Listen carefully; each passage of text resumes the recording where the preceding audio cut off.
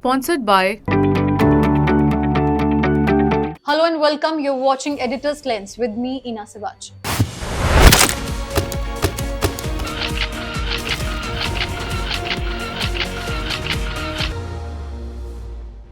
August 15, 2021. Nearly 30 months ago, when the Taliban returned to Afghanistan, fear and terror resurfaced in a country of 40 million people. Most were haunted by the prospect of once again enduring the inhumane and oppressive rule they suffered 2 decades earlier. Interestingly, when the Taliban returned to Afghanistan, the highest levels of fear were observed among women, who had endured the most Taliban cruelty and whose fear was entirely justified. حقوق خانم‌ها پایمال میشه. چون کسی بودم همیشه اکتیو بودم، کار میکردم، فعالیت داشتم، حالا در چارچوب خانه. مثلا سرپوشش ما بیشتر از این که به فکر مثلا حکومت گپا باشن، زیادتر فوکسشان به سر حجاب گپای ما هستن. Within a few months, their fear turned into reality. This is not just an assertion, but is backed by the Taliban government's decisions that have once again turned the lives of Afghan women into a nightmare.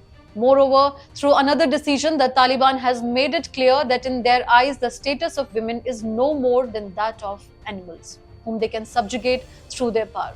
After imposing a ban on women's education, the Taliban has issued another decree.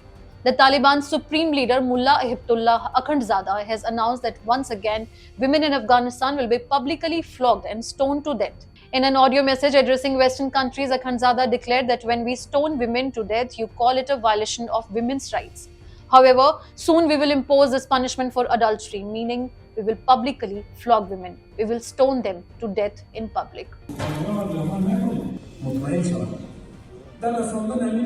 Akhundzada stated that all of this goes against your democracy, but we will continue to do so.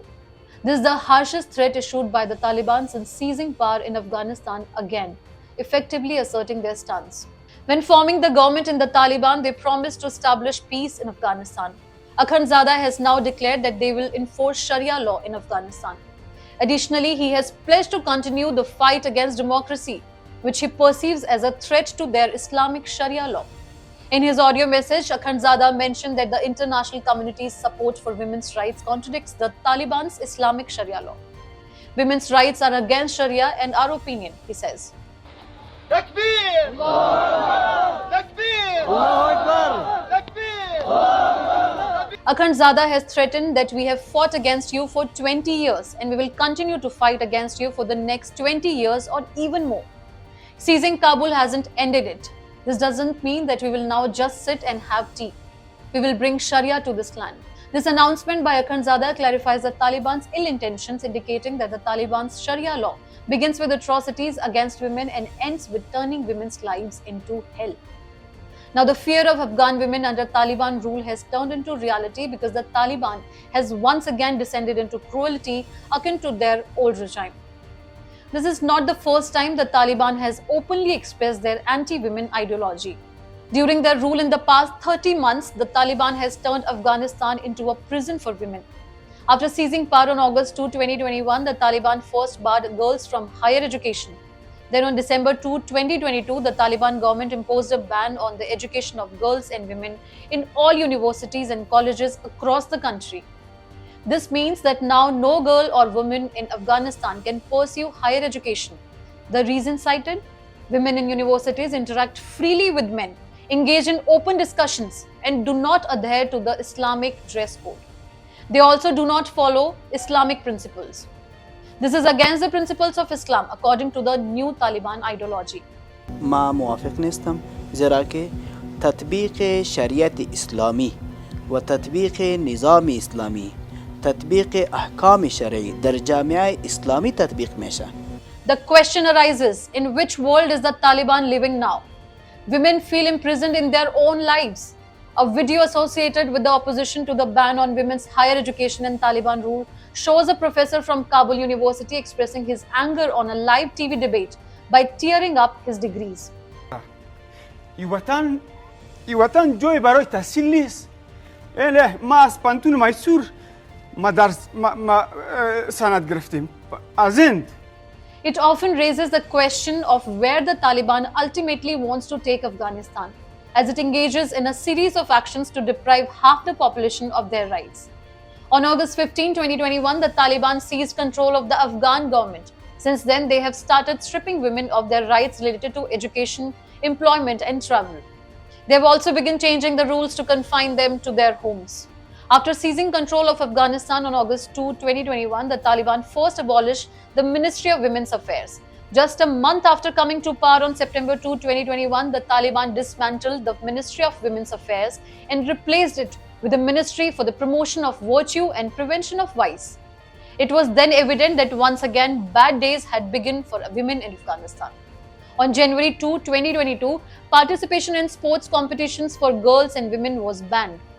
Women were not allowed to participate in any athletics or sports. Following this decision, some female athletes from Afghanistan fled the country and sought refuge in Australia. Since March 2, 2022, secondary schools for girls have also been closed in Afghanistan, directly affecting more than 1.1 million children. Girls in Afghanistan are now only allowed to study up to the 6th grade. Previously, only adult males were allowed to teach girls, but now no male student can teach female students. On May 2, 2022, the Taliban issued an order for women to cover their faces.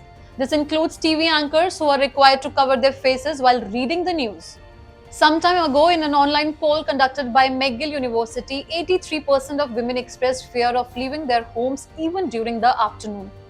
95% of women running businesses have shut down their operations, and the remaining 5% are clandestinely running their businesses. Only 5% of women, that is Afghan women under Taliban rule, are in dire straits, even facing imprisonment. However, it's crucial to understand the dual characters of Taliban leaders concerning women. This is very important. Let's examine this. You'll see this picture. This is the health minister of the Taliban government named Qalandar. According to sources, his daughter is a doctor in Islamabad. Now let's show you in the next picture. This is the spokesperson for the Taliban, Sohail Shaheen. His younger daughter studies in Doha, and his elder daughter has played football for the school team. That is, the elder daughter is an athlete and the younger daughter is studying in Doha. Education in Afghanistan is only possible up to the 5th or 6th grade. Further education has been banned. Look at this line in the next picture. Muhammad Abbas is the deputy foreign minister in the Taliban government. His daughter has also completed her medical education in Doha. In addition to this, according to sources, the daughters of more than a dozen senior Taliban leaders are pursuing higher education in Doha, Peshawar and Karachi. However, these Taliban leaders have imposed restrictions on the education of Afghan girls and women. The Taliban has completely banned women from going to parks alone, gyms, swimming pools and sports clubs. This means that even thinking about sports is now impossible for them. Akhundzada had himself issued the order stating that if any woman leaves her home without covering her face, the male members of her family will be imprisoned and dismissed from government jobs. On December 2, 2022, the Taliban government imposed a ban on university education for women and prohibited them from working in non-governmental organizations. Women were also dismissed from private jobs. Public entertainment for women was also restricted. Then on July 2, 2023, the Taliban issued an order to close all beauty parlors in the country. This order affected thousands of women who were earning their livelihood by running beauty parlors.